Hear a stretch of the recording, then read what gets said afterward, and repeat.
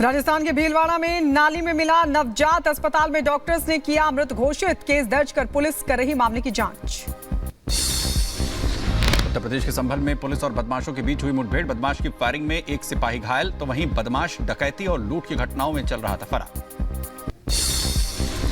उत्तर प्रदेश के बदायूं में शव मिलने से मचा हड़कंप, परिजनों ने लगाया हत्या का आरोप। पुलिस कर रही मामले की छानबीन।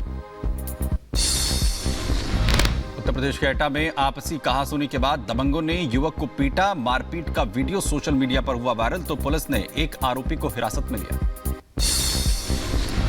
तमिलनाडु के रामनाथपुरम में पकड़े गए 21 मछुआरे। श्रीलंकाई नौसेना ने मछुआरों को पकड़ा, 2 नाव भी की गई जब्त। जम्मू के पुंछ इलाके में दिखा पाकिस्तानी ड्रोन, सुरक्षा बलों ने जताई घुसपैठ की आशंका, तो इलाके में सर्च ऑपरेशन जारी।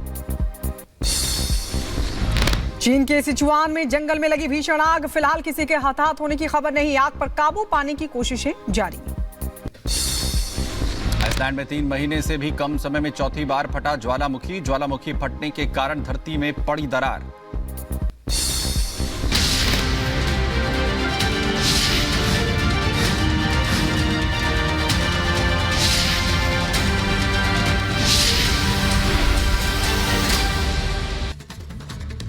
और अब बात करते हैं 2024 के चुनाव की। तो इस चुनाव को लेकर लगातार आरोप प्रत्यारोप का दौर एक तरफ चल रहा है, तो अलग अलग बयानबाजी भी सामने आ रही है। और अब ओपी राजभर की बड़ी प्रतिक्रिया सामने आई है। वो कह रहे हैं कि प्रधानमंत्री नरेंद्र मोदी फिर से प्रधानमंत्री बनने जा रहे हैं, और विपक्ष ने भी यह तय कर लिया है कि मोदी को प्रधानमंत्री बनाना है। तो ओपी राजभर का ये बयान सामने आया, विपक्ष पर तंज कसते हुए नजर आए और कहा कि मोदी पर फिर पीएम बनाने के लिए विपक्ष भी अब तैयार हो गया है। जनता के साथ विपक्ष ने भी तय कर लिया है। यूपी में सुस्त पड़ गई है समाजवादी पार्टी, कांग्रेस, ये कह रहे हैं ओपी राजभर। जनता ने मूड बना लिया है मोदी जी को पीएम बनाने का, विपक्ष ने भी मूड बना लिया है मोदी जी को पीएम बनाने का। देखिए, वहाँ जो असरदार नेता हैं महाराष्ट्र के,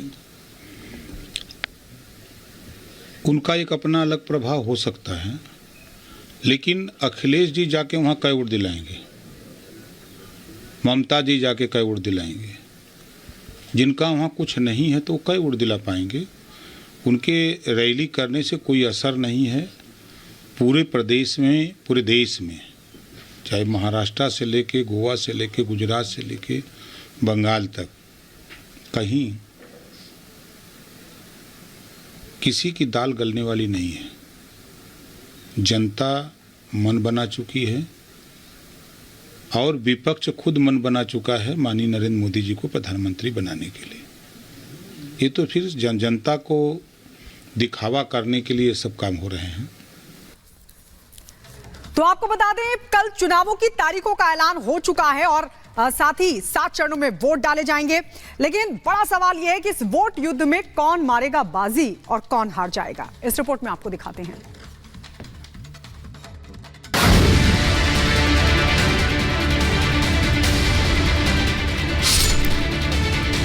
We'll do it in 7 phases. Date of poll would be 19th of April. Last polling would be on 1st of June.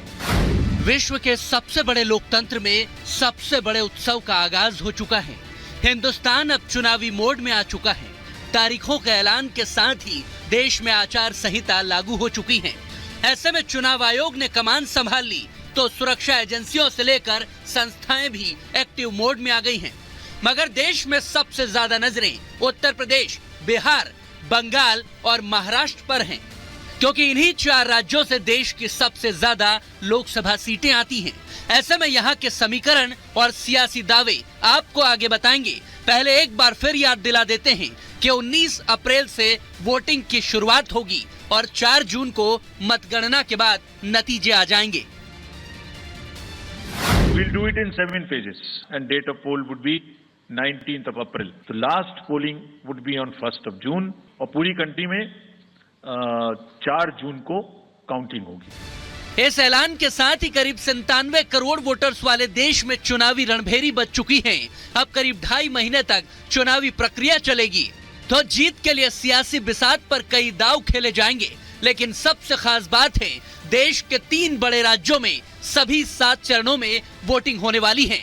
इनमें उत्तर प्रदेश की 80 सीटों पर चुनाव होगा, तो पश्चिम बंगाल की 42 सीटोट पर भी 1 जून तक ही वोटिंग होगी। बिहार की 40 सीटों पर भी 19 अप्रैल से लेकर 1 जून तक मतदान होना है। यानी 162 सीटों का गणित 46 दिनों में जनता तय करेगी, मगर बीजेपी ने जीत के लिए ताल ठोक दी है। लोगों को मोदी जी की गारंटी पे विश्वास है, मोदी जी के नेतृत्व पे विश्वास है, मोदी जी पर लोगों को विश्वास है। और हमारी सरकार ने मोदी जी के नेतृत्व में पिछले 10 वर्षों में जो काम किए हैं, उन कामों के आधार पर मुझे विश्वास है कि उत्तर प्रदेश भी जो 80 की 80 सीटें हैं, माननीय प्रधानमंत्री जी का जो संकल्प है अब की बार 400 पार का, उत्तर प्रदेश की महान जनता और भारतीय जनता पार्टी के सब कार्यकर्ता हम सब मिलकर उसे पूरा करेंगे। यूपी देश का सबसे बड़ा राज्य है, तो ज्यादातर हाई प्रोफाइल सीटें भी यहीं से आती हैं, जिनमें है पीएम मोदी की संसदीय सीट वाराणसी, जहां 1 जून को मतदान होगा। 2019 में जहां स्मृति ईरानी और राहुल गांधी की टक्कर दिखी थी, उस अमेठी में 20 मई को मतदान होगा। तो गांधी परिवार का गढ़ कही जाने वाली यूपी की रायबरेली सीट पर भी 20 मई को ही वोटिंग होने वाली है। फिलहाल गांधी परिवार तो यूपी से दूर है, क्योंकि सोनिया गांधी रायबरेली की लोकसभा सीट छोड़कर राज्यसभा सांसद बन चुकी हैं। मगर न प्रियंका यहां से चुनाव लड़ने आ रही हैं, न ही अमेठी से अब तक राहुल गांधी कोई हिम्मत दिखा पाए हैं। यहां तक कि कांग्रेस ने यूपी से अब तक एक भी नाम का ऐलान नहीं किया, मगर उसके साथ ही सपा ने 5 लिस्ट में 37 नाम घोषित कर दिए हैं। मगर आजमगढ़ से अखिलेश यादव चुनाव नहीं लड़ रहे हैं, वहां धर्मेंद्र यादव को निरहुआ के खिलाफ मैदान में उतारा है। सबसे पहले समाजवादी पार्टी ने अपनी सीटें घोषित की। सबसे पहले समाजवादी पार्टी ने अपना प्रचार शुरू कर दिया, और आप देखना सबसे पहले जीत का भी जो संदेश आएगा वो समाजवादी पार्टी और गठबंधन का होगा।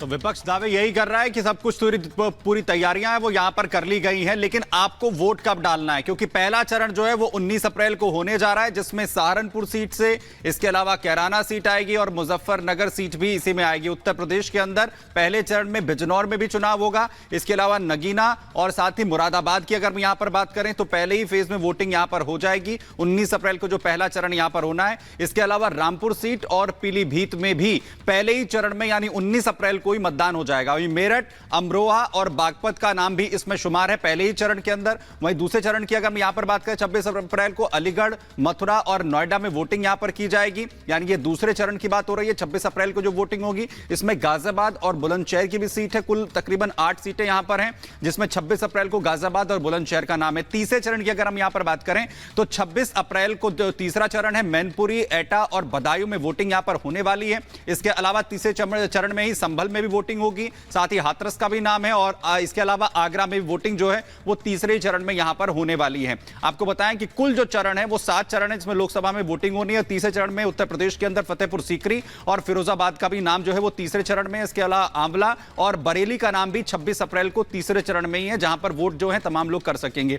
तो पहले चरण से लेकर 3 चरणों तक जो वोटिंग है वो यहां पर तमाम लोग उत्तर प्रदेश के यहां पर कर पाएंगे। हर एक कवरेज लगातार आप तक, हर एक खबर लोकसभा चुनाव की एक छोटे से ब्रेक ले यहां पर रुकना है। बने रहिए रिपब्लिक भारत के साथ।